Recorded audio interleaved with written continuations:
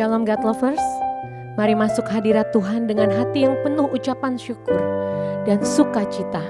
Maka hari ini berkat Tuhan mengalir di dalam kehidupan. Perhatikanlah bunga bakung di ladang, Tuhan hiasi tanpa bekerja. Apalagi kita orang percaya, Tuhan cukupkan, Tuhan pelihara. Perhatikan burung-burung di udara, Tuhan beri makan tanpa bekerja. Apalagi kita kesayangannya, Tuhan pelihara, Tuhan sediakan.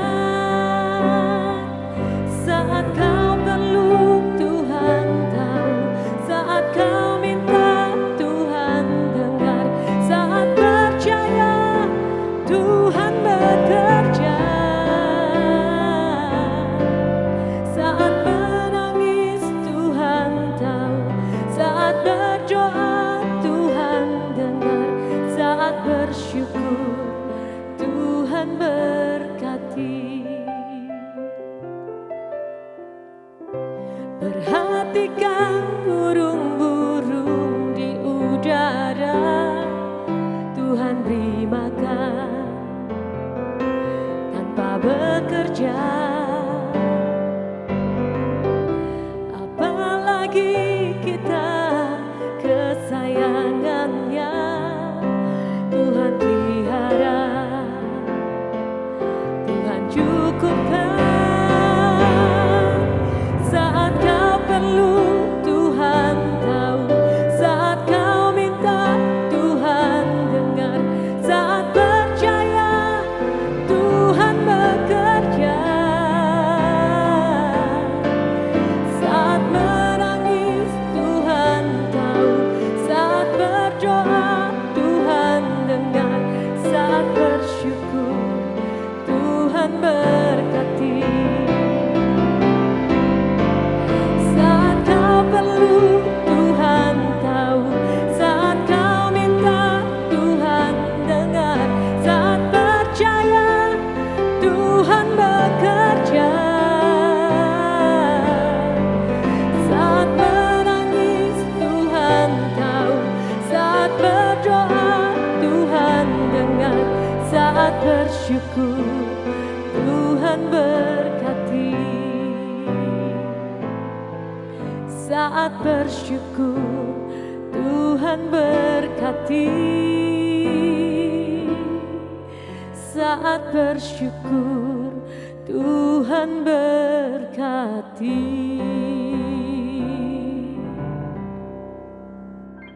Shalom, God's lovers, haleluya. Tanpa terasa kita masuk pembahasan pada pertanyaan yang ketiga sesudah Tuhan Yesus bangkit dari kematian menjelang dia naik ke sorga. Dan pertanyaan pertama saya sedikit mengingatkan dalam Yohanes 20:15, Ibu mengapa engkau menangis, siapa yang engkau cari? Pertanyaan kedua Lukas 24 ayat 17, apakah yang kamu percakapkan sementara kamu berjalan?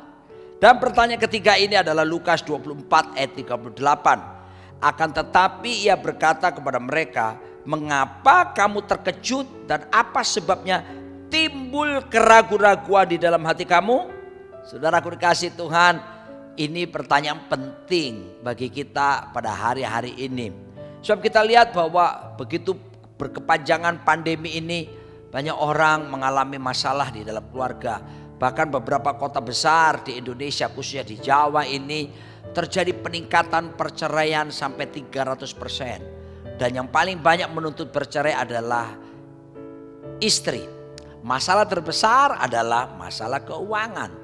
Ya, mungkin ada beberapa kita saat ini timbul keraguan-raguan, keyakinan kita kepada Kristus mulai goyah karena begitu banyaknya pergumulan, permasalahan, satu belum selesai, yang lain muncul lagi, demikian seterusnya. Mari saya mau katakan, ingat baik-baik di Taman Getsemani tersebut, Yesus dalam Matius 26 dia berdoa dan kemudian keringatnya keluar bercampur titik-titik darah. Di situ terjadi di mana dia mau melakukan pertukaran supaya stresmu, depresimu, pergumulanmu yang berat ditanggung oleh dia. Dan dia mengerti apa yang Anda alami pada situasi yang sulit seperti sekarang ini. Tetapi dalam pertanyaan ketiga ini dia berkata, kenapa timbul keraguan-raguan? Ini bicara tentang ada orang-orang yang suka bimbang, mendua hati. Saudaraku dikasih Tuhan, tahukah saudaraku, ketika seseorang mendua hati, dia tidak akan mendapat apa-apa dalam kehidupannya. Firman Tuhan berkata dalam Yakobus 1 ayat 7 sampai 8. Saya bacakan dalam bahasa Inggris karena di sini artinya lebih tepat lagi. For let not that man suppose that he will receive anything from the Lord. He is a double-minded man, unstable in all his ways. Orang yang double-minded, orang yang mendua hati, ya itu apa? Unstable, gak akan bisa stabil hidupnya, ya penuh kebimbangan, bahkan saudaraku nggak bisa dapat apa-apa. Kebimbangan adalah lawan daripada iman. Alkitab mengajarkan, Yesus mengajarkan bahwa Tuhan menghendaki kita berjalan dengan iman. For we walk by faith and not by sight. Berjalan dengan iman dan bukan dengan penglihatan.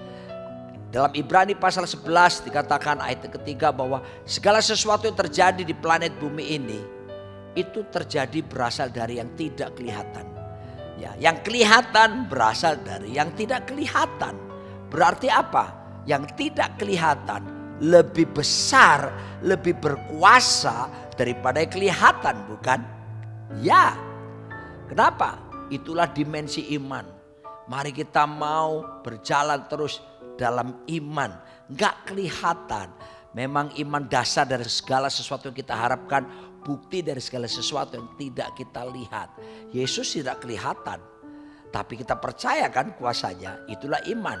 Kata iman dalam bahasa Yunani adalah pistis. Bukan sekedar keyakinan biasa, tapi sebuah keyakinan yang sungguh-sungguh. Dan kalau kita beriman dengan sungguh-sungguh, maka segala kebimbangan, keraguan akan sirna. Karena bimbang membuat kita tidak mendapat apa-apa. Tapi dengan beriman justru kita bisa menerima apa yang kita imani, apa yang kita doakan.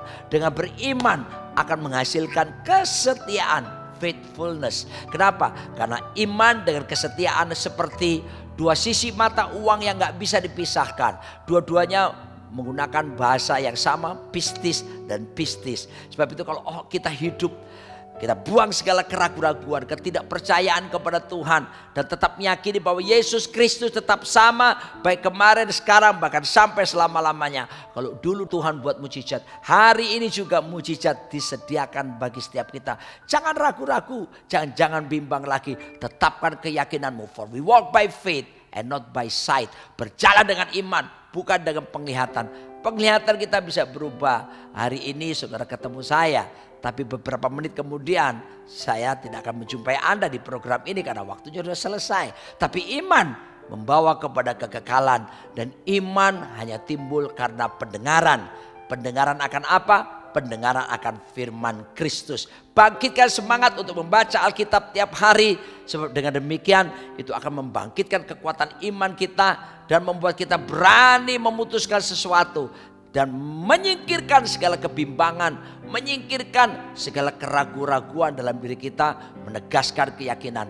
Orang-orang yang beriman adalah orang-orang yang akan berjalan makin lama makin kuat hendak menghadap Allah di Sion. Orang-orang yang beriman akan berjalan dari kemuliaan yang satu kepada kemuliaan yang selanjutnya.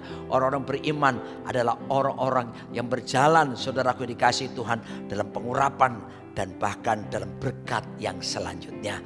Oleh sebab itu, biarlah kita tercatat sebagai orang-orang yang berjalan dalam iman.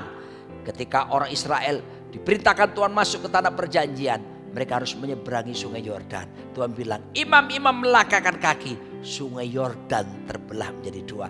Tanpa melangkahkan kaki, sungai Yordan tidak akan pernah terbelah. Jangan ragu, jangan bimbang. Melangkah dalam iman, tatap hari esok kita yang gilang gemilang. Kita akan melihat sungai-sungai Yordan akan terbelah menjadi dua. Pertolongan Tuhan akan datang kepada kita. Kebenaran Tuhan menjadi barisan depan, kemuliaan Tuhan menjadi barisan belakang kita. Kita berdoa, berkati umat-Mu Tuhan.